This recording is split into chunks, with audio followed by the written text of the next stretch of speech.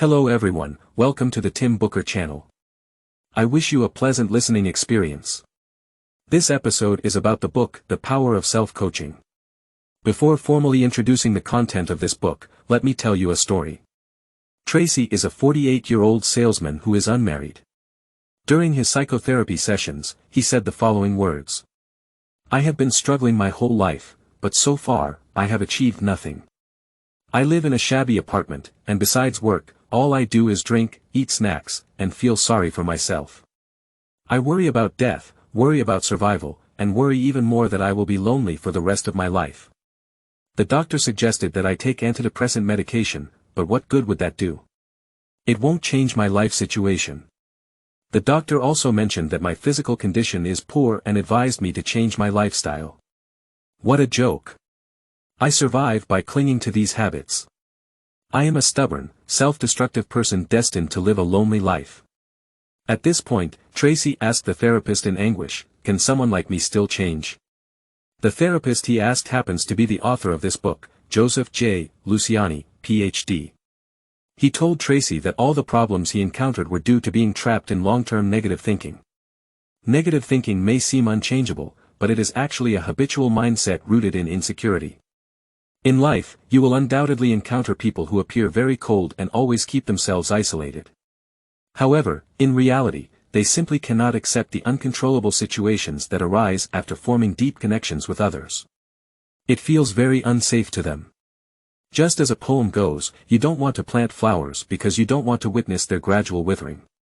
Yes, in order to avoid endings, you avoid beginnings altogether. This beautiful poem precisely manifests the negative avoidance mindset caused by insecurity. However, habitual thinking is just a habit, and although it may be challenging to correct, it can be corrected as long as you find the right methods. The book we are discussing today, The Power of Self-Coaching, is a summary of the author's experience in treating negative thinking. According to the author, we can completely eliminate those negative thoughts that make us tired and hopeless in life through skillful self-dialogue. If we follow the methods described in the book for self-testing and training, we will discover that those thought patterns that create a sense of insecurity can be corrected. The author of this book, Joseph J. Luciani, Ph.D., is an internationally renowned psychological counseling and therapy expert, as well as a psychologist with over 30 years of clinical experience. In this book, he has developed a 5-step psychological therapy method specifically for the majority of people plagued by insecurity, helping them break free from negative thinking and regain their lives. Now, let me introduce the 3 key points of this book to you. First, why is insecurity not innate but just a bad habit? Second, why does attempting to have complete control over life fail to bring a sense of security? Third, how can we free ourselves from the domination of insecurity through the 5-step self-training process? Let's take a look at the content of the first part. Why isn't insecurity innate? It's just a bad habit. First, let's clarify that insecurity is not entirely a bad thing. Just like moderate nervousness can help a speaker focus and perform better, moderate insecurity is also one of the driving forces behind personal growth and development. However, when taken to an extreme, excessive insecurity can lead to psychological issues. In this book, the author believes that no one is born lacking a sense of security. Insecurity gradually forms through experiences and circumstances in life.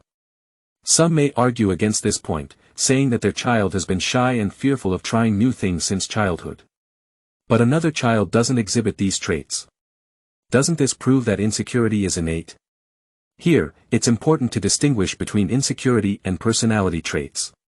What do we mean by personality traits?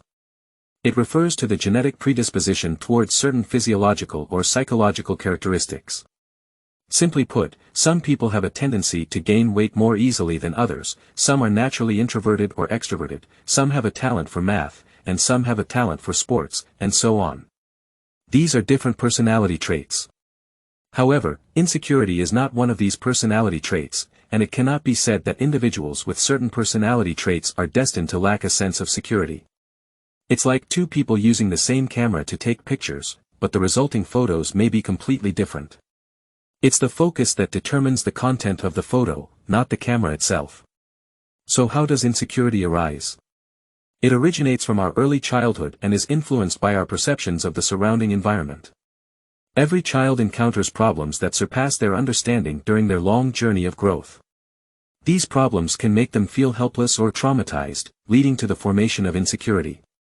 For example, an emotionally sensitive young boy who is mocked as a mommy's boy in class may become hesitant to express his emotions in front of others. He may believe that showing emotions is wrong or bad, and as a result, he becomes increasingly emotionally detached.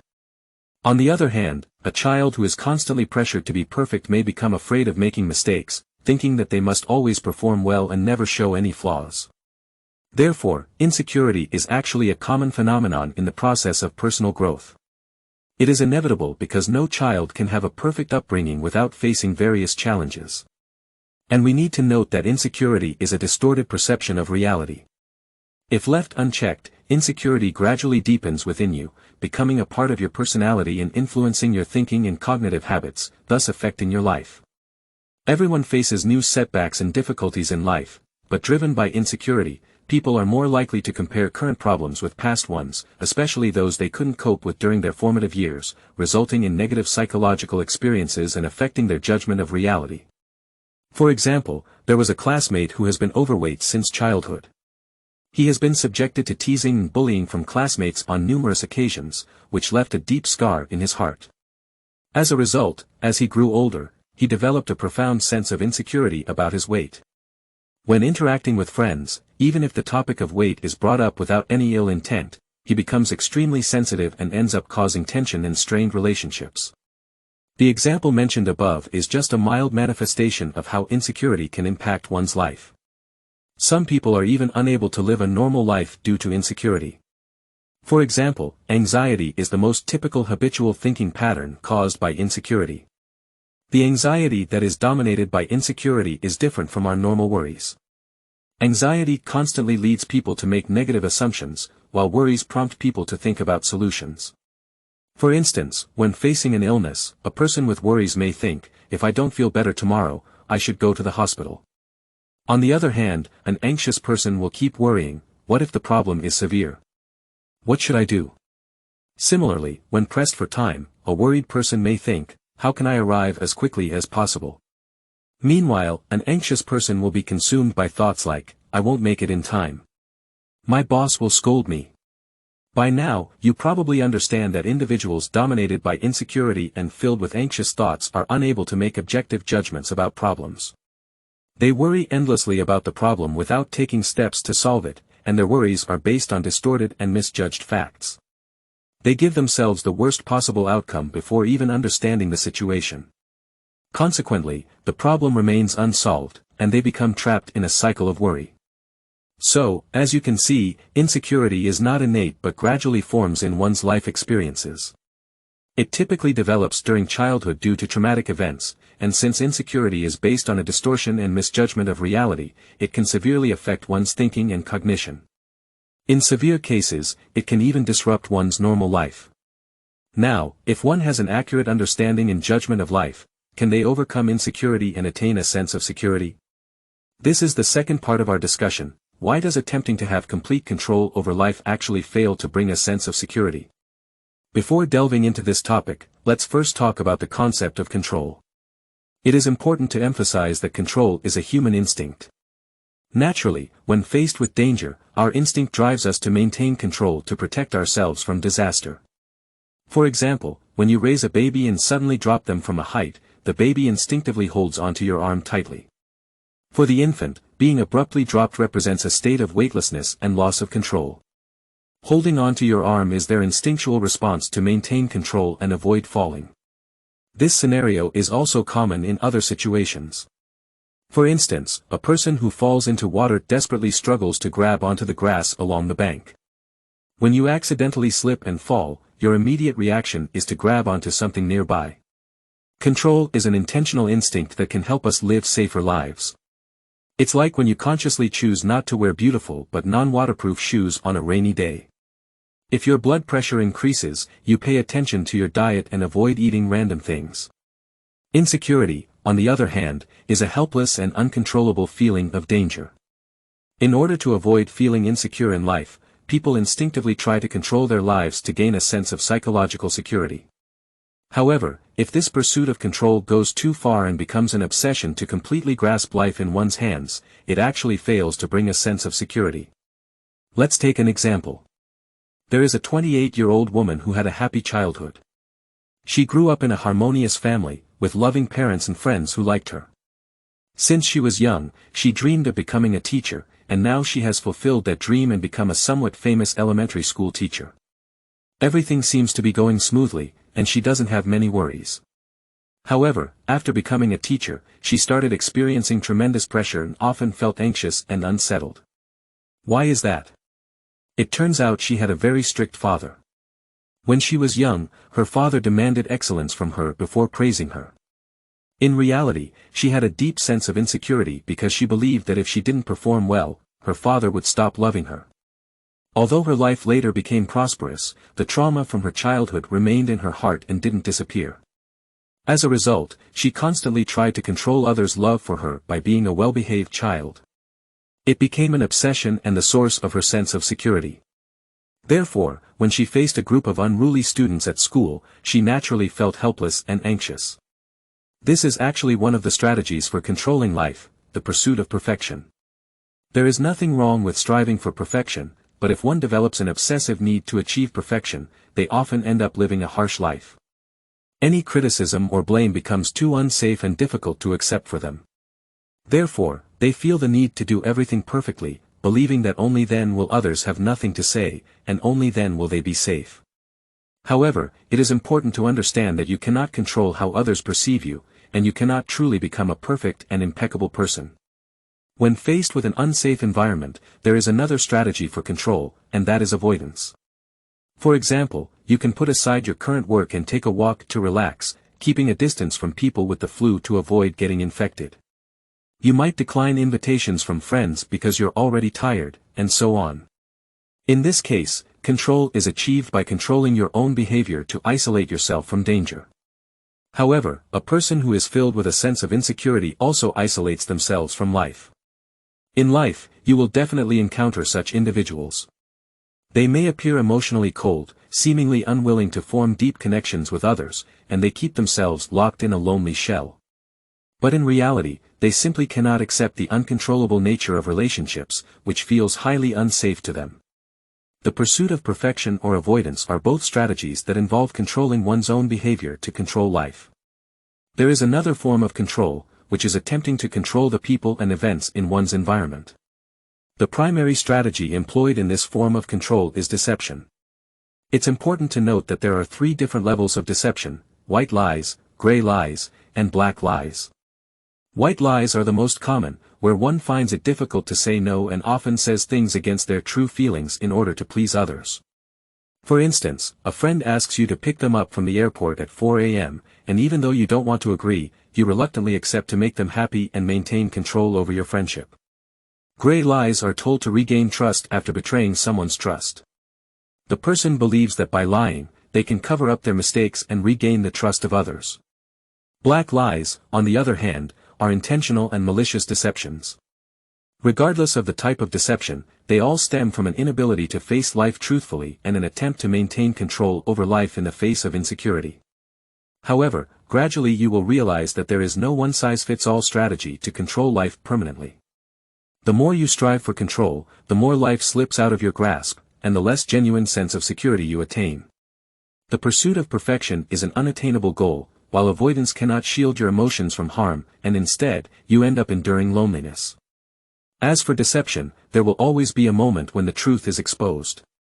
So, the above is the second key point of this book: insecurity makes people want to control life. But life is uncontrollable, and seeking psychological security through controlling life itself is an incorrect approach. Then, what is the correct approach? Next, let's talk about the third main topic: how to free yourself from the domination of insecurity through a 5-step self-training process. The 5-step psychological therapy method, also known as self-talk therapy, is a proven and effective self-training method in clinical practice. In short, it allows individuals to identify their psychological issues through self-dialogue and apply targeted self-repair. These psychological issues include anxiety, depression, fatigue, despair, and chronic fatigue, among other emotions. Since the goal is targeted treatment, the first thing we need to do is to accurately identify the symptoms, which means learning to recognize whether we have a sense of insecurity and how to evaluate them correctly. When it comes to identifying something as abstract as insecurity, it may seem impractical. However, the method of self-dialogue will help you find specific traces of insecurity in your life, and that is through your own language habits. For example, someone who frequently uses words like must or should often falls into the trap of pursuing perfection.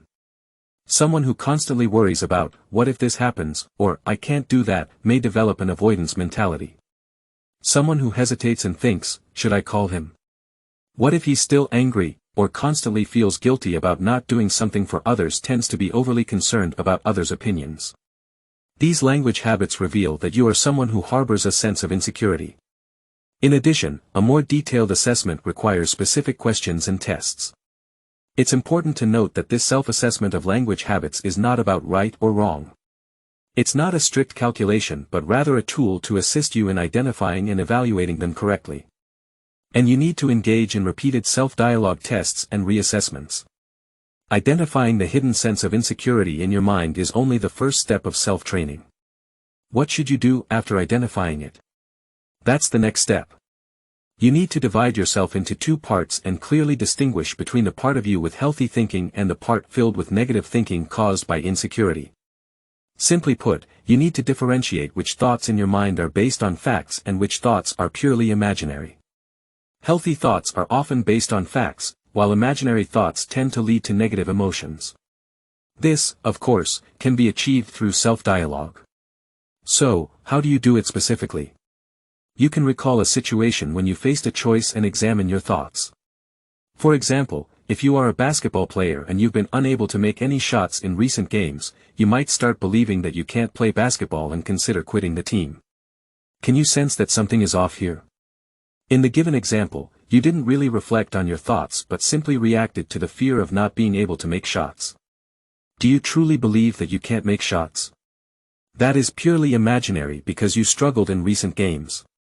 Then, you acted upon the imaginary thought of not being able to make shots and decided to quit the team. This is a slightly extreme example. But in life, when we are in difficulties, mental struggles, or highly emotional states, can we really clarify whether our current reactions are based on imagination or reality? Moreover, if you treat your imagination as reality, your imagination will indeed become reality. This is often mentioned in psychology as self-fulfilling prophecy. For example, if you lack confidence in an exam and during the exam, all you think about is, I will fail, I will fail. The result is that you are very likely to fail. However, before the exam, when you believed that you would fail, it was just your imagination, not a fact. Therefore, before reacting and making decisions, it may be helpful to write down your thoughts, engage in self-dialogue and analysis, to see which part of you is dominating your life. In other words, any feelings, guessing others' thoughts, or predicting the future are not facts. Self-dialogue has already told us that healthy thinking is a choice. Now that you know how to differentiate whether your thoughts are based on reality or imagination, when you realize that your sense of insecurity is influencing your thoughts, you can avoid making wrong reactions. This brings us to the third step of self-training, firmly saying no to thoughts of insecurity. Some may say that they have no control over what goes on in their minds, so they can't prevent these thoughts from controlling their behavior. But is that really the case? Could it be because you haven't truly said no to them? Let's take an example. In life, we often say no to many things. Some things we say no to are genuine, such as refusing to steal, which is sincere. But most of the time, when we say no, we don't mean it. For example, individuals who have experienced war and famine still hoard food during peaceful times. Even if they say they won't do it again, their behavior remains the same. This is indulging their sense of insecurity. We are easily trapped in the vortex of our own insecure thoughts in our minds. This actually ties into the fourth step of self-training, which is to forget and immerse ourselves in the present moment. When we encounter a problem, we tend to get immersed in worrying about the problem, and few people can break free from the worry and focus on solving the problem. However, this is exactly what we need to learn. We can forget these worries by shifting our attention and quickly immersing ourselves in the present moment. Meditation is also a very effective method to detach ourselves from worries, fears, and other psychological states. By using the method of self-dialogue and achieving the above steps, it seems that we can free ourselves from the control of insecurity and live a healthier life. But that's not enough. You also need to learn the fifth step of self-training, which is the final step, self-motivation. Self-motivation has two meanings. The first meaning is to experience the joy of success as early as possible. You can start with challenges that are less difficult and have low risk, using small achievements as a starting point. This can motivate you to take on more challenging successes. For example, if you tend to avoid social interactions, you can start by having a meal with colleagues instead of immediately trying to build deep friendships and so on. The second meaning is to maintain consistent success. In other words, if you decide to open up and overcome insecurity, you need to consistently put effort into it. You can't expect a one-time fix because insecurity has become part of your personality and habits. If you don't continuously correct it, it will quickly revert to its original state. Overall, through self-dialogue, learn to recognize whether you have insecurity in your mind and evaluate it correctly. Further divide yourself into two parts, clearly distinguishing the healthy thinking you from the negative thinking you filled with insecurity. Then firmly say no to the thoughts controlled by your insecurity. Forget about the problems and immerse yourself in the present, constantly self-motivating in order to correct the bad habit of insecurity and improve your life. One important point to note is not to indulge in being rescued. Many people with psychological issues, when seeking treatment at therapy clinics, may do so in order to obtain answers. They pour out their problems and troubles, hoping that the psychologist will provide them with answers and cure their psychological illnesses.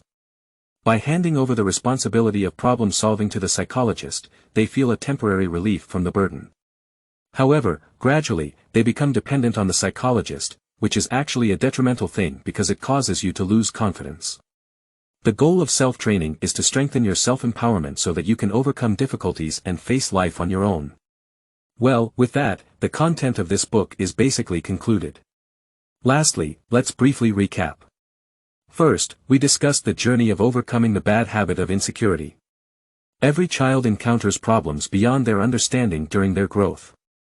These problems can make them feel helpless or traumatized, leading to the formation of insecurity.